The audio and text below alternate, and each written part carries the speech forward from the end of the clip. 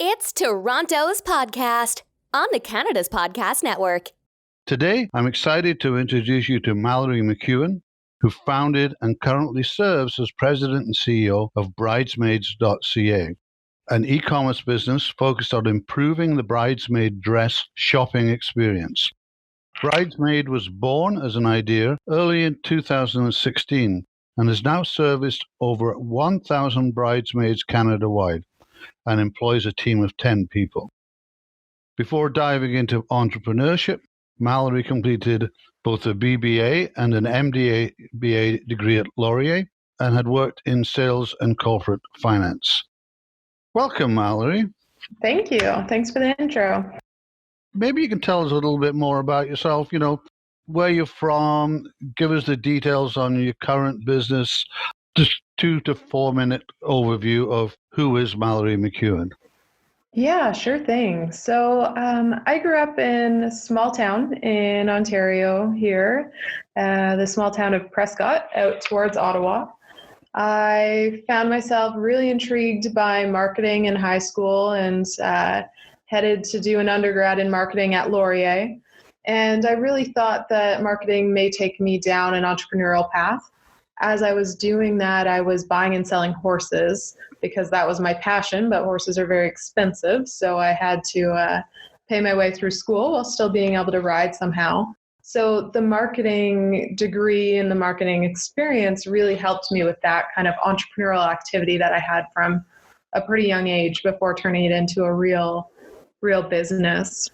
From there, I kind of graduated from undergrad, went out, got a job in marketing as a marketing coordinator, but found that it wasn't really the right fit for me. I thought maybe I was more quantitative than I originally realized I was.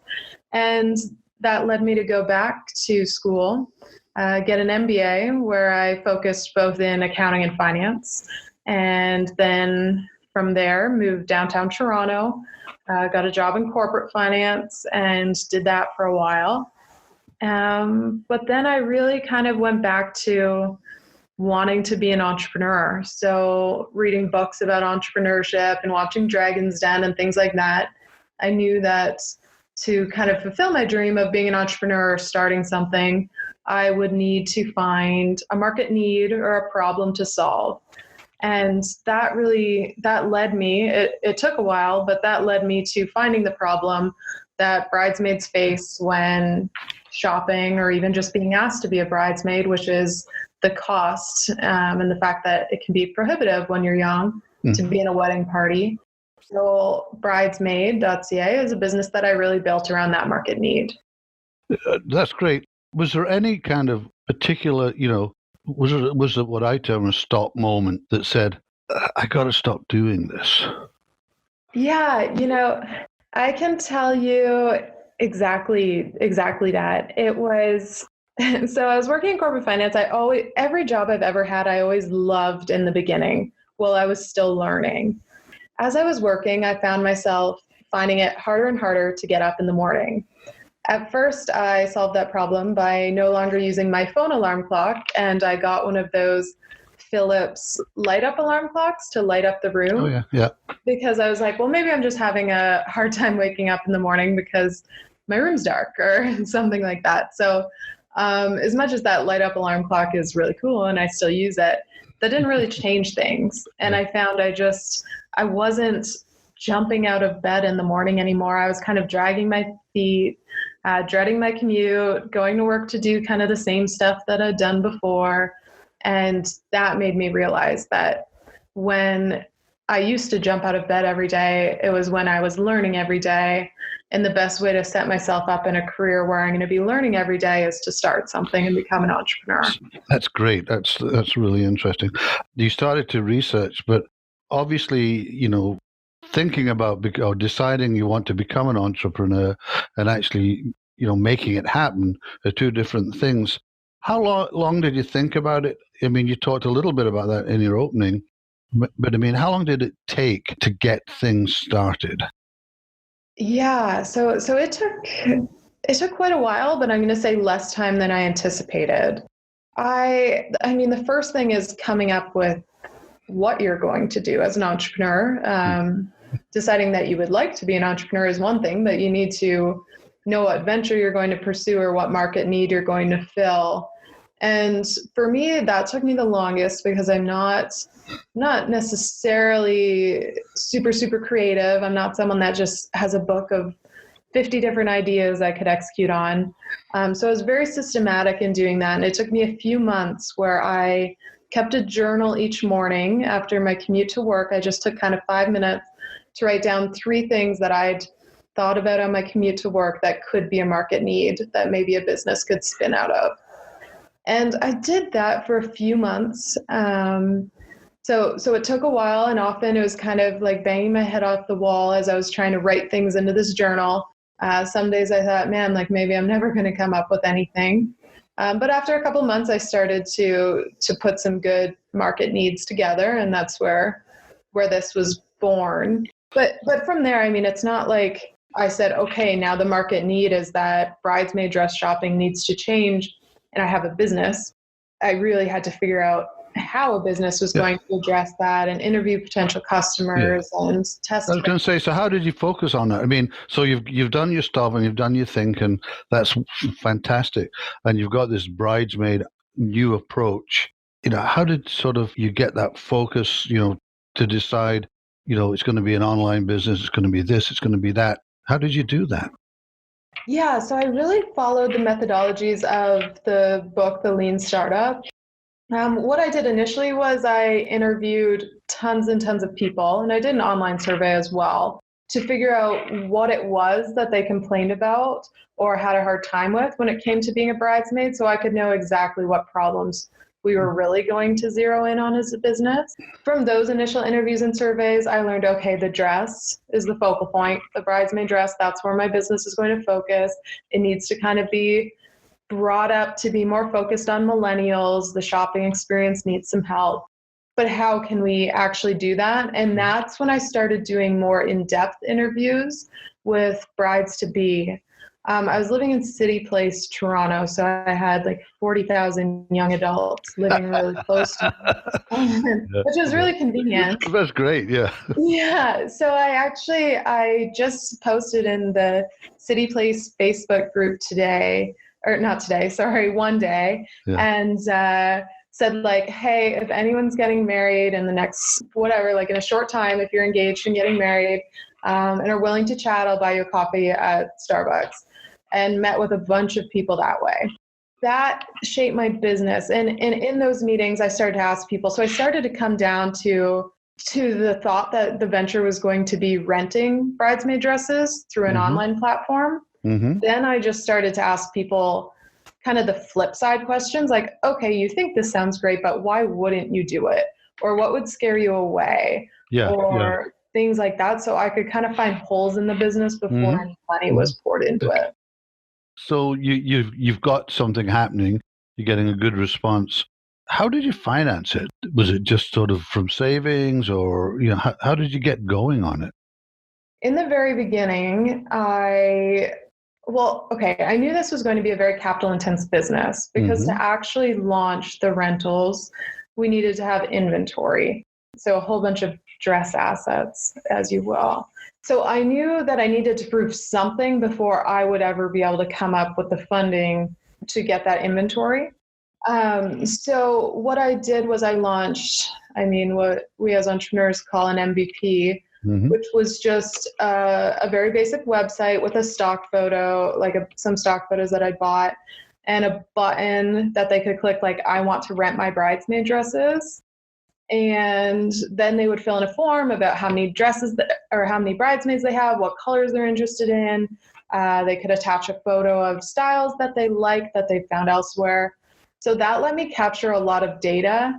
And then I was ready to go, although I was very much pre-revenue, I then went and raised angel funding on the story of look how much traffic and real data I've been able to gather. So once I have this funding to make inventory decisions, I'm not starting from scratch. I've got a bunch of data to make these decisions right now. And I've got weddings already chomping at the bit for me to service them. So angel funding, I guess, is the answer. And we also had some OCE funding Mm-hmm. AC Jumpstart is a program here in Waterloo, 30,000 through that. Like a loan from my grandfather in the very beginning. But it was really, I had to really focus on how to, in a pre-revenue way, how to come up with real metrics to prove that this business has legs to be. So, you've got everything rolling, you've got some angel financing, but how long did it take from that point to having a viable business? Or maybe you're still building it, I'm not sure yet. I mean, I think we still keep a very close ear to the ground to be sure that we definitely do solve this market need for customers. Mm-hmm. But I'm going to say before we even raised the funding, Mm-hmm. I knew that at least a business built around this market need, being improving the bridesmaid dress shopping experience, I knew that that would be viable from all of the traction that I'd seen just to a website. So I think very early, I knew that the nail was hit on the head in terms of identifying a problem to solve. But I'm going to say now we're in our second wedding season. We've serviced around 1,500 bridesmaids now. We're doing quite well, and we've done a lot of business now. But I think we still need to keep, and I think most companies still need to keep an ear to the ground to be sure that we're still addressing this problem in the right way. And that might change over time. Sure. But yeah. So what does a typical day look like for you? How do you maintain the kind of focus it needs to succeed? And I presume to have fun, because I don't think any of us become entrepreneurs to have anything but fun along with the work. Yeah. Well, I'm going to say pretty cliche start to this answer. I don't think there's really a typical day for me. Yeah, I'm sure you've heard that before, but I don't think there's a typical day for me, because it really depends on what's pressing at that point in time. Mm-hmm. But for me, what I've found in leading a business is I've needed to be very much married to my project management and task management tool. Mm-hmm. Yep. And that's something that I do. I mean, before I go into every week, I look at the week ahead and map things out.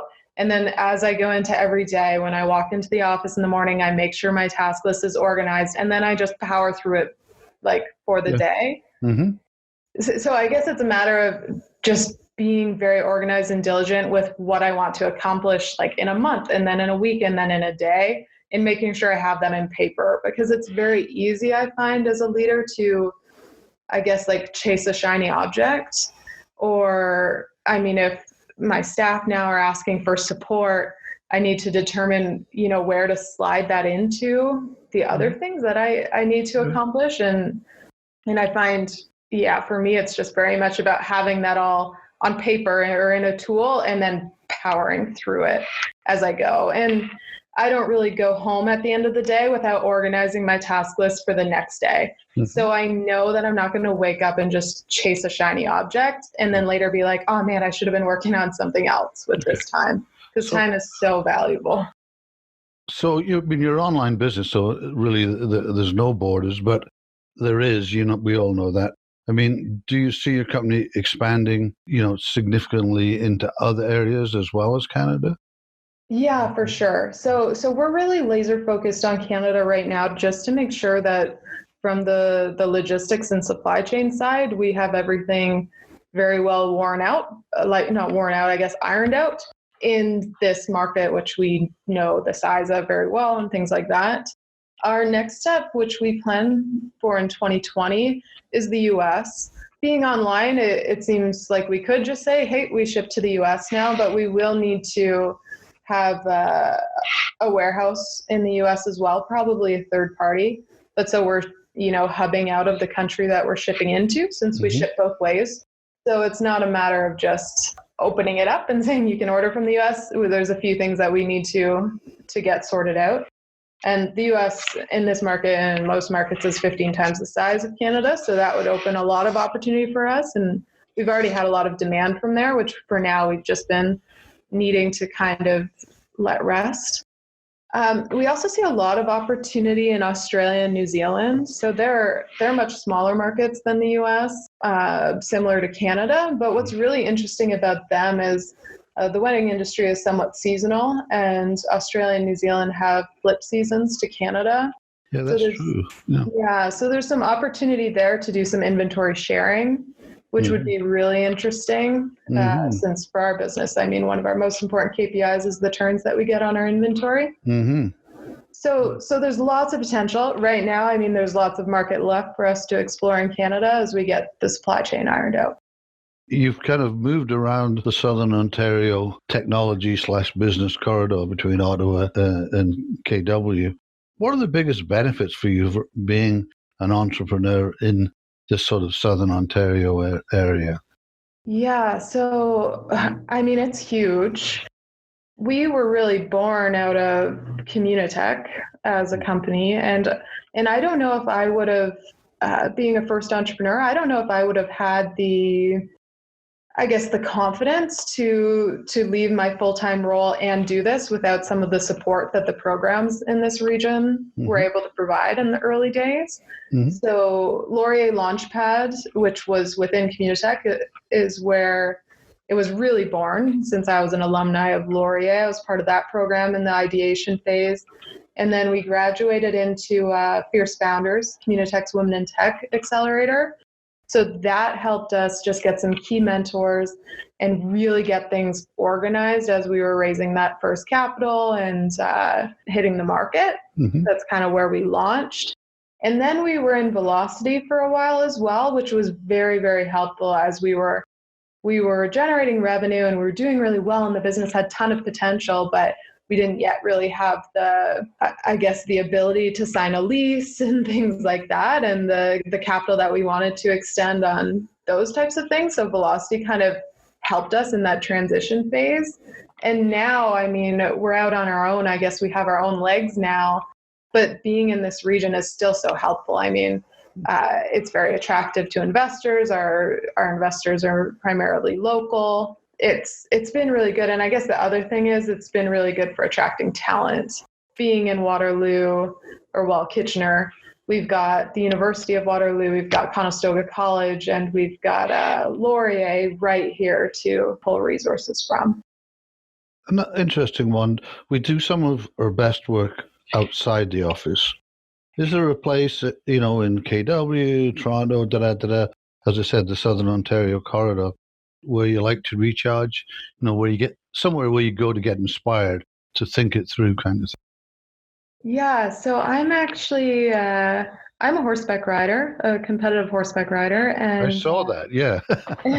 Yeah, so I was very much into that as a young person. I was on Team Canada on an under 18 team quite a while ago. Slowed down in university a little bit, kept competing, but was buying and selling horses, as I mentioned early on. So focused on that. And when I became an entrepreneur, actually, and I left my well-paid role and I didn't draw a salary from the business for the first while, I really thought about, maybe I do need to sell my horse. It's a pretty big expense to have at this time. And I thought about it. It was tough. But I came to realize that my best, epiphanies, if you will, came when I was out and doing that. Sometimes I could, sit at my desk all day long and just not come to a conclusion or an answer or come up with a better alternative. But yet when I go out to the barn and I ride and I kind of do what I love, it's pretty relaxing. That's where I can find some clarity again. So I guess I made the decision while I wasn't drawing a salary to keep the horse. And for me, that's where I really find clarity. Cool. So you gave us some inkling of this earlier, but I'm always interested to know what your first hour of the day looks like. When do you get up? Do you have a specific routine that sort of kicks you off to start the day kind of thing? Yeah. So I'll start by saying I need to get better at eating breakfast because that's one that I kind of don't fit in there very well.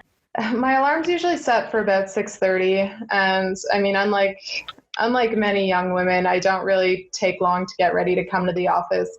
I've usually picked out what I'm going to wear the night before because it's very simple. Like wake up, brush my teeth, wash my face, get dressed, and just get straight here. I like to arrive at the office before everyone else, so I do try to get here by 7 most days. So then I've got kind of an hour just for myself, not for myself, but to just make sure my task list is organized and I've gotten the day started on the right foot before the hustle and bustle kind of starts. The very first thing I do when I sit down in my chair at the office is go through my task list and organize it, and make sure I didn't miss anything the night before. So then I really feel like, okay, by 8 o'clock or by 7:30, I'm now just working through this. There's not really going to be any surprises, and I know about what time I'll be able to finish my day. So that's really how I get things started. We have something called the Daily Tracker where the entire team looks at and comments on our most critical KPIs and simple data entry to fill it in. It takes like 5 minutes each morning, and that's something that I've stayed married to and I still fill in every day. I feel like it just gives me like a real, now that I'm not the one selling anymore and I'm not the one doing the advertising and things like that, just filling in that daily tracker brings me back down to earth and lets me reflect for a second on how we did the day before and the week before and things like that. Do entrepreneurs have to be weird? Are they some kind of unique? Are they wired differently? Are they unemployable? What do you think? That's an interesting question. I certainly don't think we're unemployable, but I do think that we might stand out in an organization, which in some cases is great and in some cases can be a flaw. Because I don't know many entrepreneurs that will keep quiet if they know a better way or they see something going off the rails or something like that. But the biggest thing I think about entrepreneurs is that they just need to be curious and passionate. Like anyone I know who's a successful entrepreneur wants to learn something new every day, whether it be something about their business or even like a new board game or try a new coffee or just there's always that chasing after something new or new growth or new development, which many roles outside of entrepreneurship maybe don't have room for. What books are you reading now, or listening to? And is there any sort of really big ones over the last 6 months that you would want to recommend to aspiring entrepreneurs? Yeah, so right now, I just cracked it, but right now I'm reading The Power of Habit. And I started it quite a while ago and didn't finish it because something else crossed my desk, so I read that instead. So now I've picked it up again. I've just started it, but that one's really interesting to me in terms of what it's about. We'll see if I get through it this time. But to speak to like the book that is most important to me or astonishing, I guess, my favorite is The Organized Mind. And it's really just a book about, how I take it is how to get the most out of our brains. And I am not necessarily an organized person by nature. I've had to train myself to be that way. And reading The Organized Mind helped me to learn basically how I can just give brain as much room as possible to be powerful by keeping silly and simple stuff organized. We all as entrepreneurs work really hard, but how do you get that work-life balance? Where do you relax? How do you not think about work? Firstly, I think I may define work-life balance differently than some people do. I don't believe that having work-life balance is having a separation between work and life. I do think it's important to, have downtime and things like that, but I'm certainly not somebody that believes that work should end and life should start at a certain time of day or anything like that. For me, just making sure that I still make some time to do the things that I am most passionate about is what's most important. So going for a walk every evening and often in the morning with my dogs, and my boyfriend, and having time to do that, and making time a couple of times a week. I can't do it with my schedule right now as much as I used to, but a couple of times a week to go and see my horse and I was ride. going to say, you've always got your riding, so that's going to be a big part of your relaxation, I guess. Yeah, that's the biggest one. And I really find at the end of the week, if I didn't, or if I only went once or something, that's when I'm feeling tired and worn thin. Whereas just taking an hour and a half, 2 hours to do that might mean I have to stay up an hour and a half, 2 hours later. It just helps me to really recharge, because that's something that I'm so passionate about. But other than that, like, I really think work-life balance is enjoying what you're working at or what you're chasing with your work. And part of balance for me is having that feeling like I'm learning every day. And since I'm getting that through my work, I don't need me time as much. If you weren't doing what you do now, what profession would you like to do? Well, I think if I wasn't leading bridesmaids, or if anything happened that I wasn't anymore, what I would like to be doing, and what I really think I would be great at, is leading marketing and demand generation somewhere. That's not what I lead. Well, I mean, I'm the CEO, so I have a very different hat than that right now. Mm-hmm. But I really think marketing is so quantitative, and it changes so fast. Yeah. That's what suits me best. Yeah, it's my profession and I love it. Yeah. What kind of job wouldn't you like to do? What's definitely Well,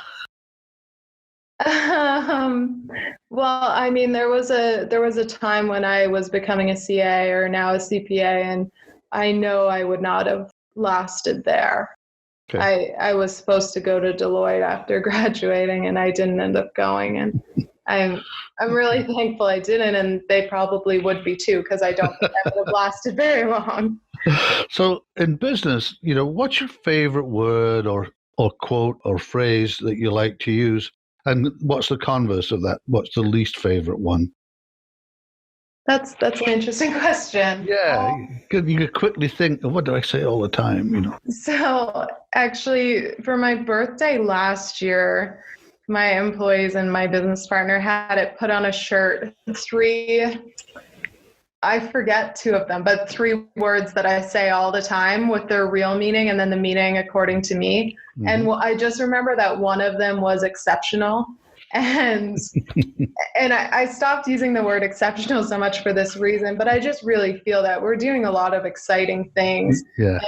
And our staff is doing some really great work. So my response when I saw something really positive was to always say, wow, that's exceptional. So what's the least favorite word? Maybe exceptional, because you said you stopped using it now. So yeah, maybe that's my easy way out of this question. I mean, I've slowed down on using it because it was pretty funny when I got that shirt. Like I laughed about it, but then I realized, now I've devalued the meaning of the word exceptional, because they think I use it all the time. Mm-hmm. And I don't mean to use it when when I'm not really pleased with something. Okay. So I guess maybe exceptional now is my least favorite, or when I catch myself saying it, I'm like, oh no, they're not going to take it seriously. I need to put another really good word in there. If you had to pick 1 or 2 words to describe who you are, what would they be? I guess lifelong learner. And I mean, it sounds like I'm just trying to pick something for an interview that sounds good, but that's what made me not want to be in the role that I was in finance anymore, was that I was like, okay, learned it all. Now what? And I mean, I hadn't learned it all. There were certainly things that I could have gotten better with, but I wanted to move to the next thing. And I think that's what shapes me into an entrepreneur, is that I am exhausted if I leave feeling like I just did administrative stuff all day and I didn't learn anything. Whereas I could stay here all night if I felt like I was really learning something. So speaking about night, what keeps you up at night? Or maybe you don't. Maybe you just go home and you sleep well every night. I don't know. What keeps me up at night, I'm going to say, is when I feel a lack of control or like I don't know the reason why something is happening. So, for example, I mean, in December, being an e-commerce company, it's a lot more competitive to drive traffic to your website. And I was okay with that because I'm like, you know what? It's a lot more competitive. It takes a lot more budget. So I know why we're not doing as well as I would have liked to. So I can sleep. But when I can't sleep at night is when, for example, we're not driving enough traffic to our website, or we're not converting at a level that I want to, or something like that, and I have no idea why. And sometimes the why is really bad news. To be blunt, it could be a huge mistake that we've been making, or we poured a bunch of budget in the wrong spot or something. But when I get that answer, like this is why it hasn't been working, suddenly I'm always able to kind of breathe a sigh of relief and say, okay, I get it. I'm in control now. But when I don't know why, or when I'm still searching for that, that's when I'm, tossing and turning or can't go to bed at night. So, you're now working and being successful as an entrepreneur, but it's still, reasonably fresh and new to you. Is there any advice that you can pass on to, people like you that are kind of just moving out of that corporate area, or at least considering this domain? Is there anything that you can pass on to entrepreneurs, especially in, the Southern Ontario belt, which is sort of your hood? Yeah, I think what I would pass on for someone, looking just to start something is I would pass on the knowledge that the problems will seem lesser if they're very stressful at kind of a young company age. The problems will seem lesser. You'll start to think like, I've tackled worse than this before, but there always will be stress and there always will be things that keep you up at night. It just changes. Your problems change as you grow. Sometimes they're great problems to have, but you still got to tackle them. And I wouldn't want anyone to become an entrepreneur because they think they're going to have some increased level of flexibility or that it'll be easier than a corporate job. I think in a lot of ways it's harder, but if it's what drives you and you're passionate about solving problems and things like that, then it's absolutely for you. But I would not want a young entrepreneur to jump into it because they think it's going to be easier or less work than a job elsewhere, if that makes sense. So here we are. This is the big question. There's a small tropical island just off Fiji that has only one phone booth and no internet. We drop you off there. You don't have a computer, a smartphone, tablet, anything like that. You can use the phone booth located there anytime to call the boat, and we'll come and pick you up. How long would you last before you made that call, and what would you do while you were there? Oh my goodness. I don't even think I would last 30 seconds. My parents, I went home for the holidays recently, and they're like, you've been working so hard, you must be exhausted. What we'd like to do for the holidays is an all-inclusive vacation. And I think I broke their hearts, but I said, I don't think I want to. Like, I can't imagine myself just laying around right now. And so I can't you're just going to tell us to turn the boat around before we get there. I guess that's what you're going to. I'm not even going to make it to the phone. And I mean, there are definitely days. I mean, I think everyone has these days, but there are days when I do just want to have a couple of hours to maybe just watch Netflix and just unplug and do nothing. Right. But a couple of hours. And that's only to recharge for the next thing. Yeah. I couldn't imagine for days. And frankly, I still keep an eye on the sales. I understand the motivation, actually. Yeah. So, not very long. That's kind of coming to an end now. So how can our listeners get a hold of you? And is there anything you'd like to add before we kind of call an end to the interview today? No, I mean, I think that's it. Thank you for having me. It was really an interesting discussion and made me reflect a little bit. But how listeners can get a hold of me, would be either by email. It's Mallory, my first name, at bridesmaid, spelled MADE.ca. And I mean, I'd be happy to field any emails or chat. LinkedIn is also a good place. Just find me by my name, which I imagine will be posted below the interview. Yes, it will be. Yes, it will be.